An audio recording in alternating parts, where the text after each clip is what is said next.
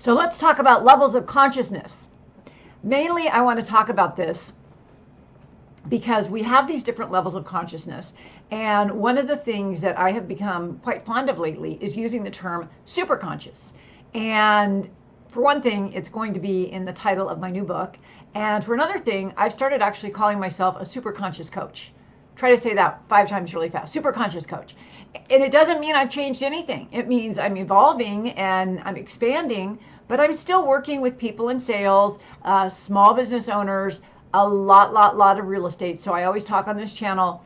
I talk about energy and manifestation and neuroscience and quantum physics, but I always have a soft spot for real estate because that's what I've been a veteran of and I've been teaching and so I kind of dedicate this channel for real estate agents. But I also find that I have a lot of followers who are not even in real estate. So it's all good, right? Because beyond what you do as a label, you're a human. And so when I say I'm a superconscious coach, I coach humans. And it's so funny because when you think about it, we get into our own field or our own industry and we think everything has to be specific to that. But 95% of the individuals that are in professions and industries haven't worked on the human part. And if you haven't mastered your mind and your emotions, no intel at all, no secret sauce, no magic key is ever going to bring you success in any endeavor or industry or profession. You got to do the human part first. And I'm so happy to see more and more coaches embracing this. Like I've been talking about nervous system regulation for years now, since I came out with my book, Mind Over Matter. Sorry, I have 2 Mind Over books. So Mind Over Matter, Mind Over Market. So Mind Over Matter, I started talking about how stress and trauma gets frozen in the body and how we can get it out. And I offered yoga moves and talked about the chakra system and all that. That was like maybe 7 years ago I wrote that, 5 years ago.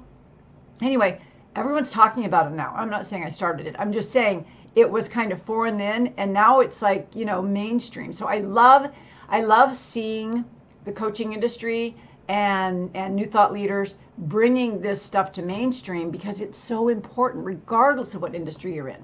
So today we're going to talk about consciousness because consciousness is another one of those things that never gets talked about, at least not in the way I'm going to talk about it.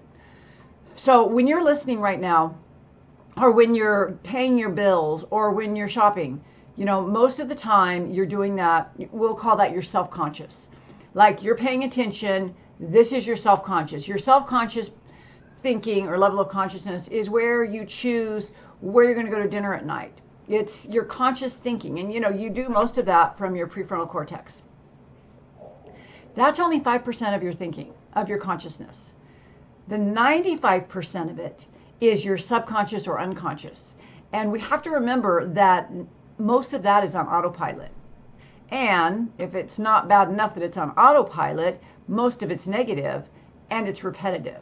So it's kind of not a good thing. And that's one of the reasons why I have studied for so many years self-conscious, I have someone coming in here, subconscious studies and understanding how important our subconscious minds are programmed, because that has everything to do with our success. This is where all our challenges and our trouble is back in that brain. And how can you change it if you can't see it, right? So self-conscious, subconscious. What is superconscious then?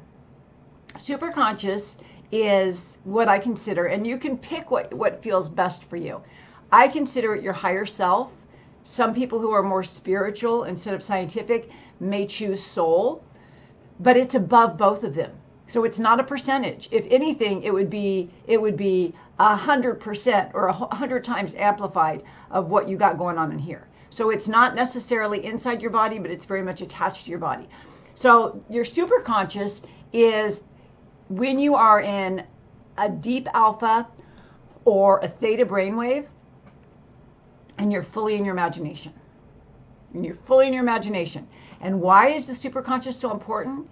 First of all, there's 2 reasons. Okay, I'm going to give you both reasons. So listen up, because this is good stuff. Reason number 1 is because when you are in your superconscious mind thinking, you are connected to the quantum field. And that's the place, the space, the time. That's when you are absolutely connecting with the quantum and using your imagination. You're closing your eyes, you're reducing your brain waves. Maybe if you're familiar with my terminology, you're metacreating. But no matter what, when you use your imagination and you activate your emotions of joy and gratitude and happiness, you are being a superconscious human. You are in a superconscious state of mind. And that's where all the good stuff happens. Okay? Conversely, when we are in our self-conscious, limited perspective, reacting to everything going on around us, we're in that like little tiny space. We're not expanded, we're contracted. And even the 95% of your subconscious brain that is reacting to, because what do you think you're reacting to externally if it's not the subconscious programming? So you could say, and you would be correct, that the 100% of your consciousness that you're familiar with, even though most people are really only familiar with this 5%, but you could say that whole 100% is really you being in reactive mode. Because when you are thinking and you're reacting to things going on around you consciously, like, why did he say that to me? It's because it's triggering something unconscious that makes you go, I'm not safe, this is scary. So these two brains, I mean, self-conscious and unconscious, they need to be tamed down, trained, focused, and directed. And we do that with our superconscious. Do you get it? The superconscious is where you say, okay, forget you guys. I'm going to go into my meditative state and I'm going to imagine a vision that I want for myself or for other people, and I can just see it and feel it and I'm so excited about it. That's superconscious creating. And that's what we're here to do. We're here to superconsciously create the outcomes we want instead of just continuing to unconsciously, subconsciously create the past, the patterns. Say hi, puppy. Hi. We're just creating it over and over and over again. And that's because we're not operating from the superconscious state of consciousness that we absolutely all have access to. Oh, you may say, I don't have access. I can't feel it. I can't find it.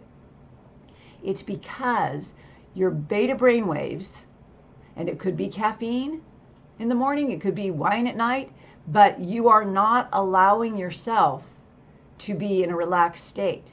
And here's where it gets really complicated, because maybe you are what I call hypervigilant. Maybe you've had so many, bad things or traumas or upsets or disappointments that you are living in fight or flight. And one thing that I have found that's common, and this is another thing that separates me from all the real estate coaches I know or that I've ever heard of, and that's because I do work with men, but I tend to work mostly with women who have been in fight or flight for so long that their nervous systems are like crack cocaine. Like they're like, and I don't mean in conversation they're like doing that, but I know, I can tell, because I lived like that for many, many years.